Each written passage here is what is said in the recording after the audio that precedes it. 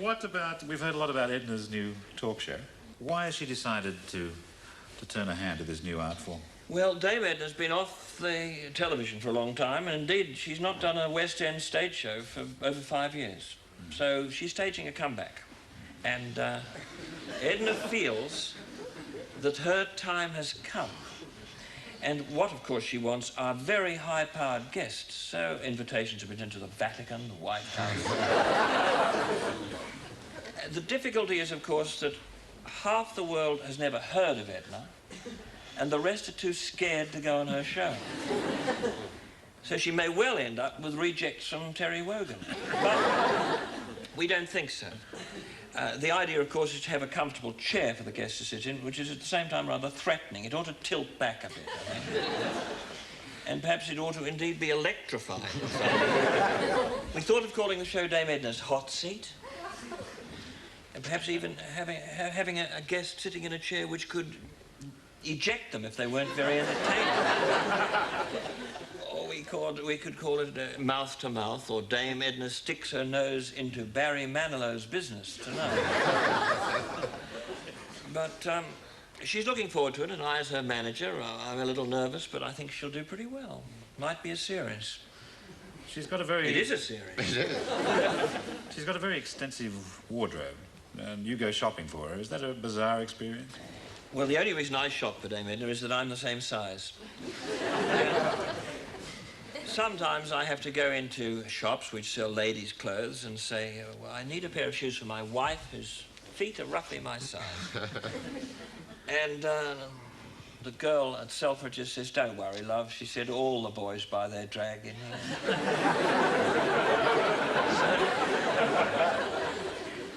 But now, of course, she's a megastar. Things get made for her, you know. It's a different life for the dame. She's changed over the years.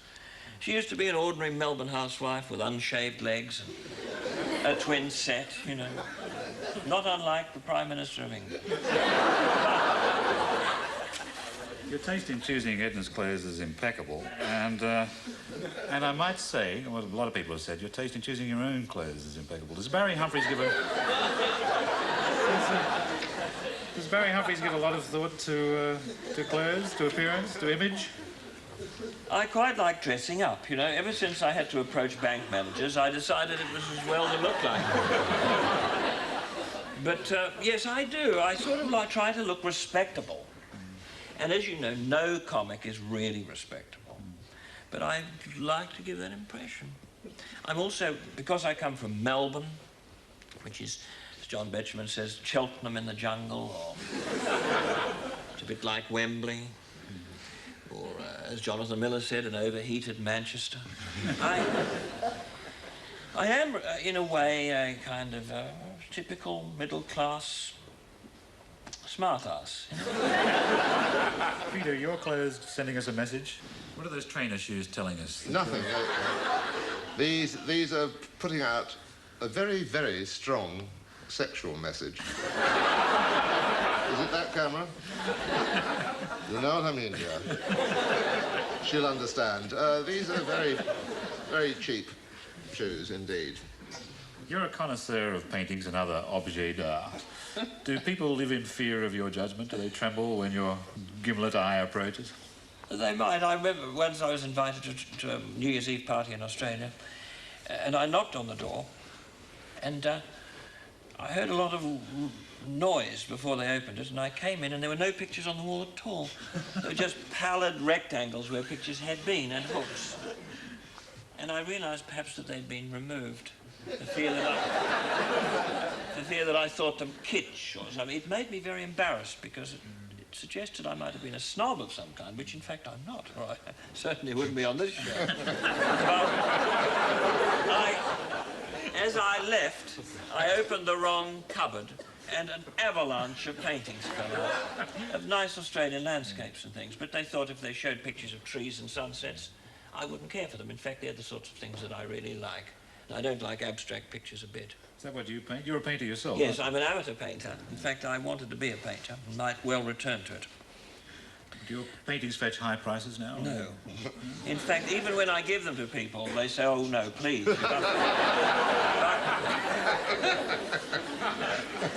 But they're quite good, my pictures, I insist. I paint them on holidays of picturesque scenes, of lakes, and well, they're very pretty, these pictures.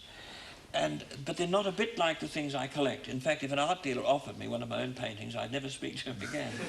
You like museums, don't you? I do, especially like museums. I think you were on record as having said once you'd like to be a museum attendant. I would. I think when the bottom falls out of show business for me, I would like to be an attendant in a remote suburb, in a museum in a remote suburb of Brussels. A museum dedicated to the works of a forgotten Belgian artist. A museum not even mentioned in the guidebooks. A museum never visited. I just sit there and I take up smoking again. That way, you know how museums... And that would be a peaceful life. Have you got any secret ambitions like that, Peter? No, not ambitions. I'm trying to think of a way to be lazier than I am at the moment. It's really hard to... You like zoos, don't you? You want to be a zoo? Well, I've got a good... I like going to zoos. I had a good time and went to the Melbourne Zoo. That's a beautiful zoo. Very nice indeed. It's a large amount of space for the animals, and I got lured into the duck-bill platypus place, which I've seen them before, but I thought I'd better see them again, these duck-bill platypi. There's a platypus in the London Zoo which gives a very bad impression of Australian platypuses, by the way. It is. It brings shame on it's the always Australasian platypi. However, sorry. So we went into this great platypus place, and there's a huge tank of water and alarming signs up on the wall saying, "You are now entering the silent world of the platypus. Be completely quiet." With other signs saying, "Shh, on no account disturb the peace of the platypus." And this huge tank of water, there's two old ladies peering at this tank, and one saying, "Can you see it? Shh." They're whispering very loudly to each other, and they stared at this tank. There was nothing in the tank at all. They were looking at water for about 10 minutes, as indeed was I. With my girlfriend, I was saying, about to come up with this bullshit, they're masters of disguise. Anyway, the old ladies cleared off, and there's a sudden shattering shout from the platypus attendant, who barreled in through the door, saying, "All out! All out! Closing down!" What about the peace of the platypus? He said, "They're not here." And he opened a trap door and pushed them through with a stick. They're in another tank. And they went up and down twice. He said, "That's enough, out you go." Now, his job is a bit too active, but I wouldn't mind supervising him. Or possibly looking after the koalas, who are the laziest creatures I've ever seen. But they're actually quite fun to hold, koala. Have you held a koala? Yes, a friend of mine has too, and they bit off his nipple.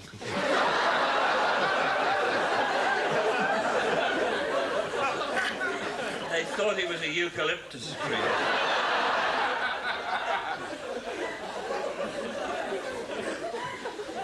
Did they shoot the koala afterwards? No, they wouldn't be allowed. They shot him, though. It never healed. Nipples never heal.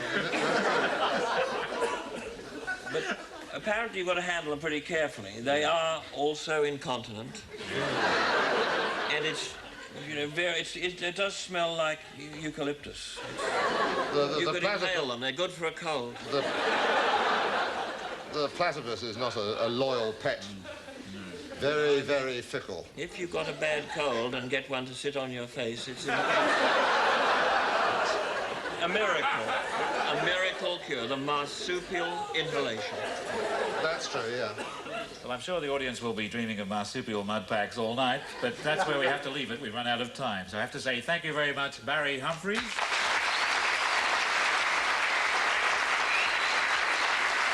thank you very much, Peter Cook.